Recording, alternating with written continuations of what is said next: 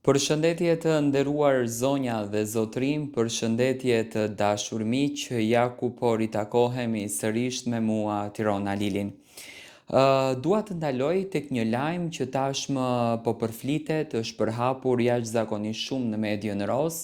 përzgjedhja e banorit të parë në Big Brother VIP, këtë herë Big Brother VIP Kosova.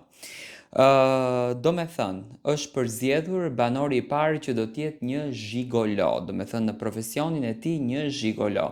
Zhigolo është një farforme, një tip eskorti që shkon me gra të cilat e paguajnë me lekë, do me thënë, kryen marrëdhënie intime me gra të cilat vendosin që të paguajnë me lekë një djalë për t'ju plotësuar të gjitha kërkesat, dëshirat seksuale. Ky lajmi është përhapur jashtëzakonisht shumë, por në fakt e shoh që nuk është pranuar qartë edhe bukur nga publiku. Publiku ka ato pikpyetjet e veta, përse duhet të bëhet një zgjidhje e tillë, përse duhet të promovohet një zhigolo në shtëpinë e Big Brotherit. Tani duke u bazuar në Albin, ish banore e Big Brother, vajza që bënte filma për të rritur, do me thënë realizonte filma, ta them porno, ajo brënda në shtëpi nuk është se ushtroi ndonjë nga profesioni i saj, po do me thënë thjesht ka luajtur në rolin e banores, nuk krijoi asnjë lidhje dashurie, nuk krijoi asnjë afrimitet, do me thënë ishte thjesht një banore shumë e heshtur. Tani zhigolo, unë mendoj që mund ta ketë thjesht si profesion prezantimin e tij, jam i bindur që në lojë do t'jetë i njëjtë si të gjithë banorët e tjerë, do me thënë do t'luaj, do të krijoj dinamika,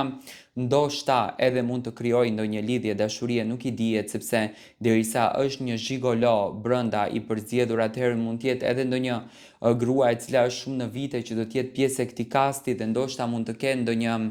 ndonjë mekanizëm që nga jashtë, do me thënë, të lidhen për të tërhequr vëmendjen e audiencës, mund të krijojnë dhe një lidhje dashurie brenda, por si do me thënë lajm dhe si banor nuk është pritur mirë nga publiku. Publiku ka filluar që të akuzojë në një farë mënyre produksionin për mënyrën se si kanë përzgjedhur që të reklamojnë banorët, se si kanë përzgjedhur që të reklamojnë Big Brotherin dhe për mënyrën se si kanë përzgjedhur që ta bëjnë lojën këtë vit, do me thënë të marrin audiencën, dhe unë jam duke e kuptuar pasi që lufta është e madhe për audiencë, lufta është e madhe për klikime, lufta është e madhe për banorë të cilët do të hyjnë edhe në Big Brother VIP Albania. Do me thënë në këtë vit, Big Brother VIP Kosova dëshiron të thyen edhe ca tabu të tjera që ndoshta nuk janë thyer në median shqiptare. Çfarë mendimi keni ju?